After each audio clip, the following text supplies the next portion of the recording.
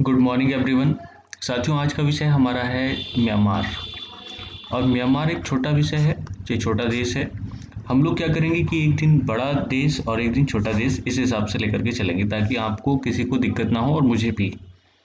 तो म्यांमार कोई बड़ा देश नहीं है इतना, जहाँ से सवाल ज़्यादा बनते हैं, लेकिन कुछ गिने चुने सवाल हैं जो यहाँ से बनते हैं, वो हम लोग चर्चा में लेंगे। तो ये जो आपको दिख रहा है डार्क साइड में, डार्क कलर में, ये है म्यांमार। ठीक, ये लिखा हो। इसके वेस्ट में है इंडिया। इंडिया के 4 देश, 4 जिले, अरुणाचल प्रदेश, नागालैंड, मणिपुर और मिजोरम। ठीक है, ये सीमा बनाते हैं म्यांमार की। और ये जो आपको बांग्लादेश का हिस्सा दिख रहा है, ये है चिटगांव, और ये भी सीमा बनाता है म्यांमार के साथ। ठीक है, इधर देखेंगे ये चाइना है, ये लाओस है, और नीचे है थाईलैंड।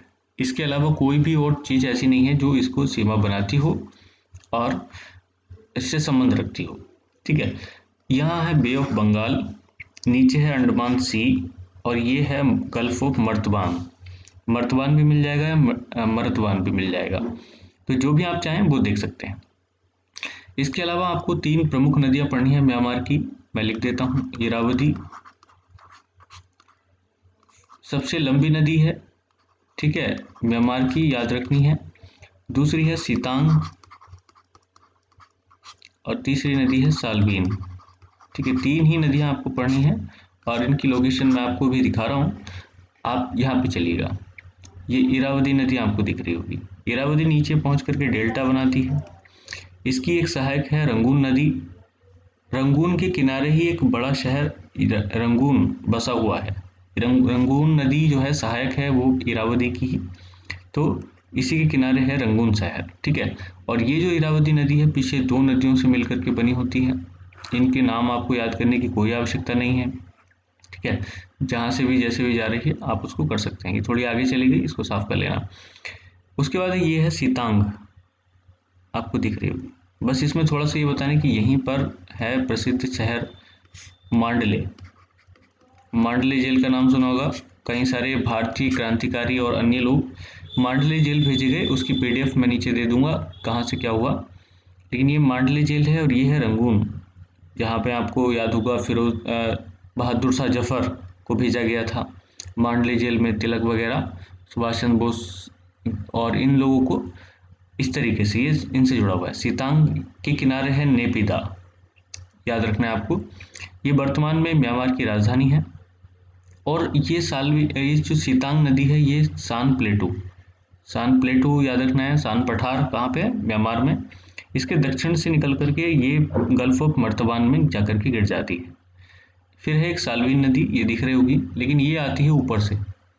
ठीक है, यहाँ बॉर्डर बनाती हुई नीचे, फिर ये ठीक है, और यहाँ से जाती हुई फिर ये बॉर्डर बनाती है, और उसके बाद फिर गिरती है यहाँ पर आकर के। तो साल्वीन नदी चाइना से निकलती है, फिर म्यांमार होते हुए तब जाकर के ये, और थोड़ा सा थाईलैंड के साथ बॉर्डर बनाती है, तब जाकर के गल्फ ऑफ मर्तबान में ये गिरती है। तो 3 प्रमुख नदियां हैं जो इस क्षेत्र की हैं, और 2 बड़े शहर, और 3 आप समझ सकते हैं। एक रंगून हो गया, मांडले हो गया, नेपिदा ये। और भारत के पश्चिमी घाट की तरीके से यहाँ पे भी एक श्रृंखला है माउंटेन की, वो है अराकान योमा। इधर को लिख देता हूँ मैं, अराकान योमा। ठीक है, जैसे पश्चिमी घाट फैला हुआ है वैसे ही ये फैला हुआ है इस तरीके से। ठीक, इसको आप लोग देख सकते हैं। तो इसमें आपको कुछ नहीं करना ज़्यादा चीज़ें। बाकी तो ये जो बॉर्डर की चीज़ें हैं, जैसे नागा हिल्स हो गई, बॉर्डर पे हैं, मिज़ो हिल्स हो गई, ठीक है, ये चिन हिल्स हो गई, ये कुछ ज़्यादा स्पेशल नहीं है, बस आपको मोटा मोटा देख लेना है। लेकिन इसकी लोकेशन जरूर याद होनी चाहिए, और इसके आसपास कौन कौन सी चीज़ें हैं वो जरूर पता होनी चाहिए। और इसका प्लेस नीचे तक जाता है, ये भी आपको ध्यान रखना है। ये जो दिख रहा है ना, ये सब म्यांमार है, लेकिन थाईलैंड से घिरा हुआ। ठीक, तो इधर बांग्लादेश 1 देश, भारत 2 देश, चाइना 3 देश, लाओस 4, थाईलैंड 5। तो 5 देशों से घिरा हुआ म्यांमार है। अब प्राचीन नाम इसका बर्मा था, वो तो आपको पता ही होगा, क्योंकि बर्मी जाति यहाँ पे सबसे ज़्यादा निवास करती है, जिसकी वजह से इसका नाम बर्मा हो गया। वरना वैसे तो म्यांमार है ही। तो वैसे तो स्वर्ण भूमि भी इसको कहा जाता था। ये सारी चीज़ें आपको याद रखनी है, ठीक है। बाकी सारी चीज़ें जो इंपॉर्टेंट फैक्ट होंगे मैं आपको PDF के माध्यम से दे दूंगा। आज की वीडियो में इतना ही। जय हिंद।